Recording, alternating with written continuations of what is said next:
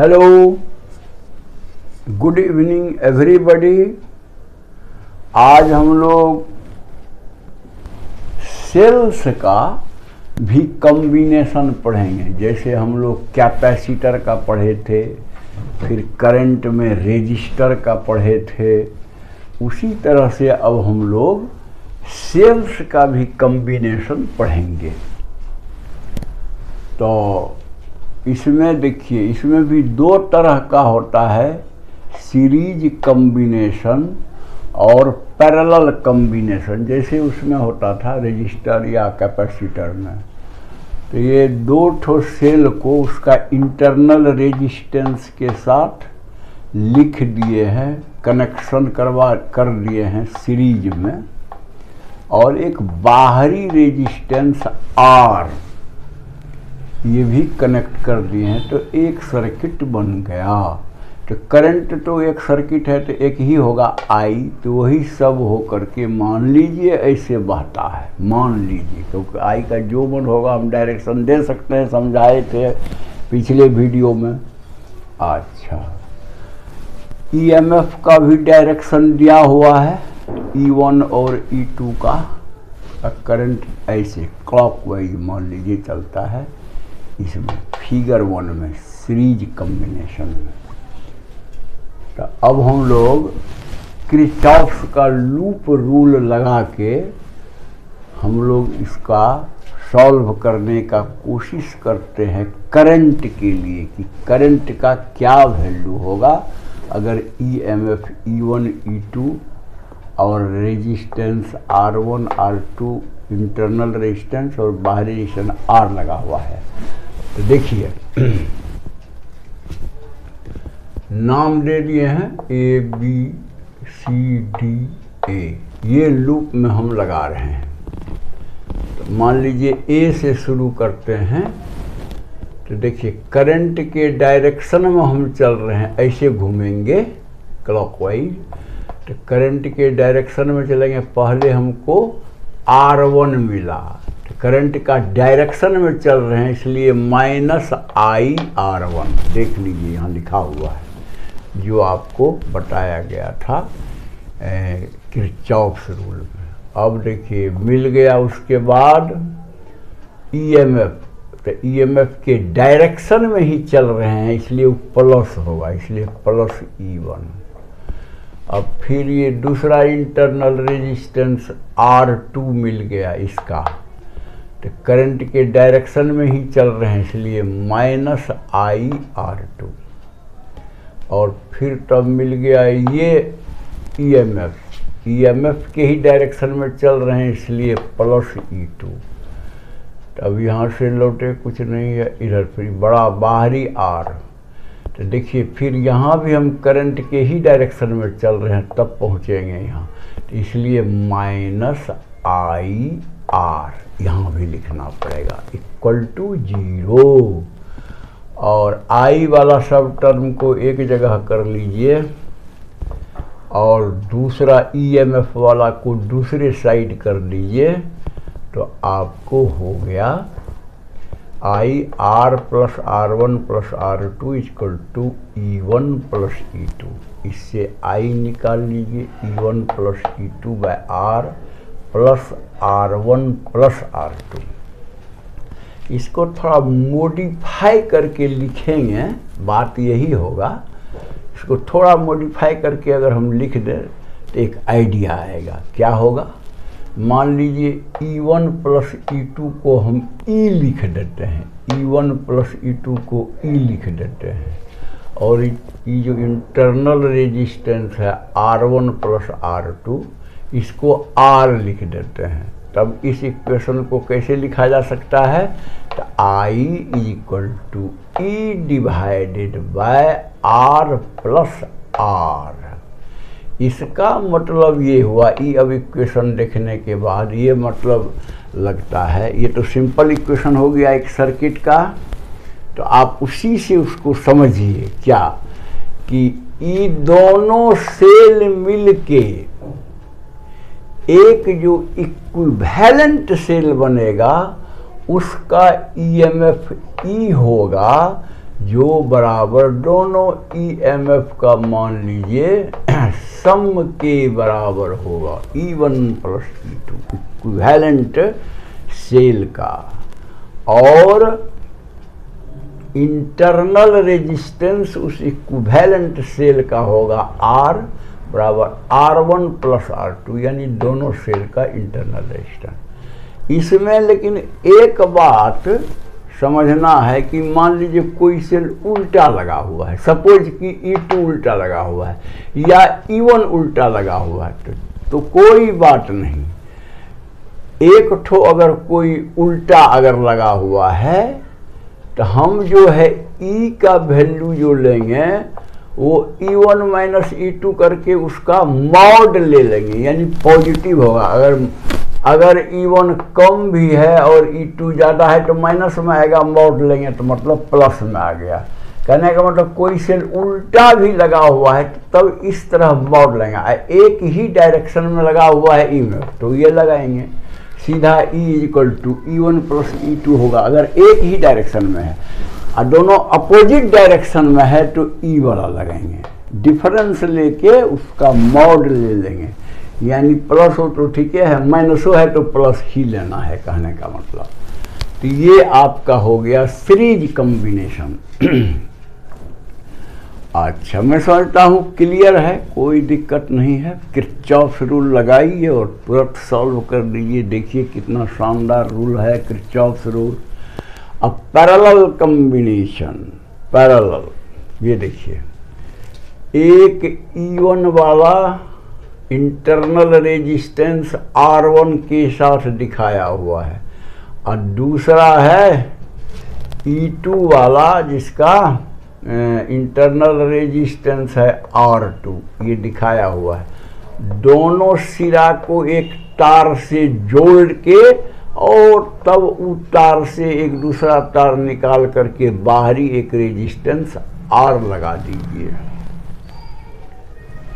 इसका प्लस एक साथ जोड़ के, इसका माइनस एक साथ जोड़ के एक तार के द्वारा बाहरी रेजिस्टेंस R लगा दीजिए।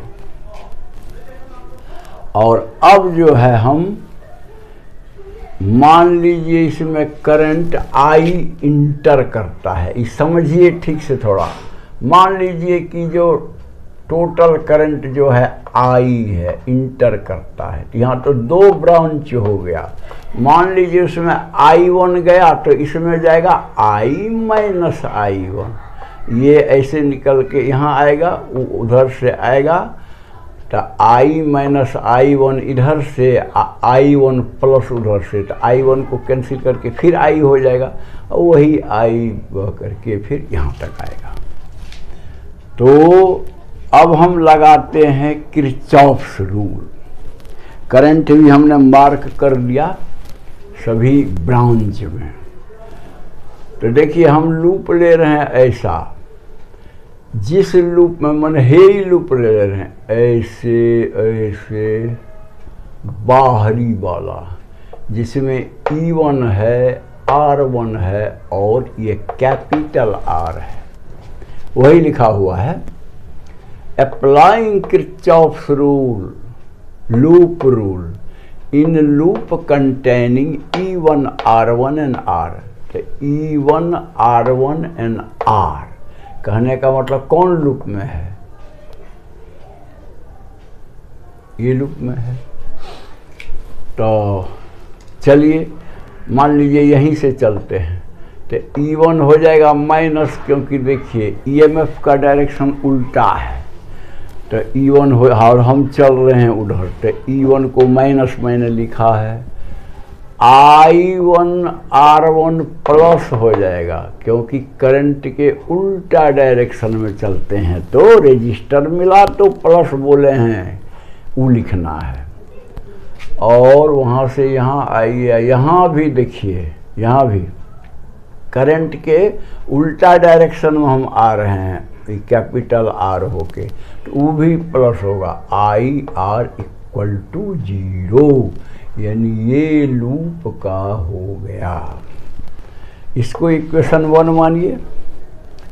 अब फिर दूसरा लूप लीजिए। अब कौन लूप लीजिएगा? तो मान लीजिए ये लूप जिसमें E2 हो, R2 हो और R हो, ये लूप इसमें E2 हो, R2 हो और R हो, वही चीज लिखा हुआ है। Again applying Kirchhoff's rule in loop containing E2, R2 and capital R।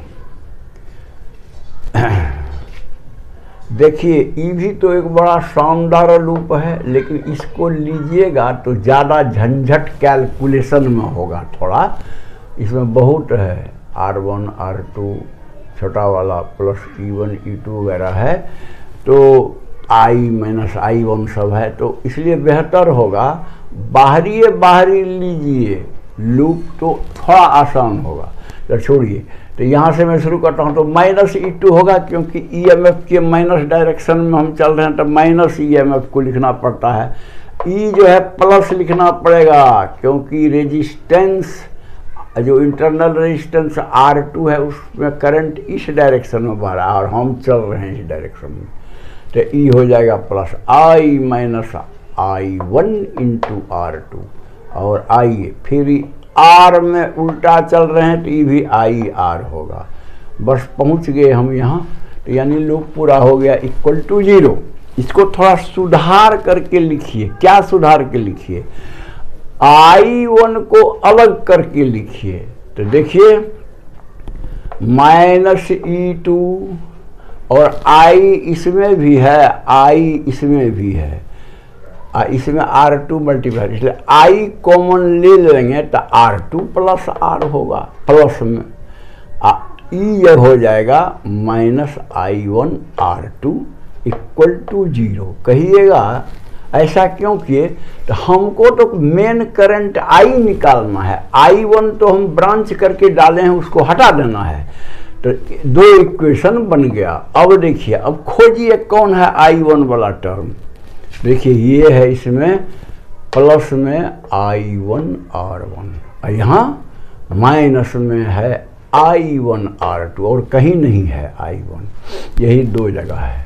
तो इसका मतलब ये दोनों को न्यूमेरिकली बराबर करने के लिए इसमें R2 मल्टीप्लाई कर दीजिए और इसमें R1 मल्टीप्लाई कर दीजिए पूरे इक्वेशन में, लेकिन करना पड़ेगा। इक्वेशन के एक टर्म में तो नहीं करना पड़ता है, दोनों साइड हर एक टर्म में मल्टीप्लाई कर दीजिए R2 से इसको और इसको R1 को। तो देखिए न्यूमेरिकली क्या बन जाएगा, I1 R1 R2, ये भी हो जाएगा I1 R1 R2, लेकिन ये होगा प्लस टर्म और ये होगा माइनस टर्म। तो यानी अगर हम ऐड कर देंगे वो मल्टीप्लाई करने के बाद में, तो वो टर्म कट जाएगा, एक प्लस एक माइनस बराबर रहने से। यही चीज़ के लिए उसको इस तरह से हमने लिखा।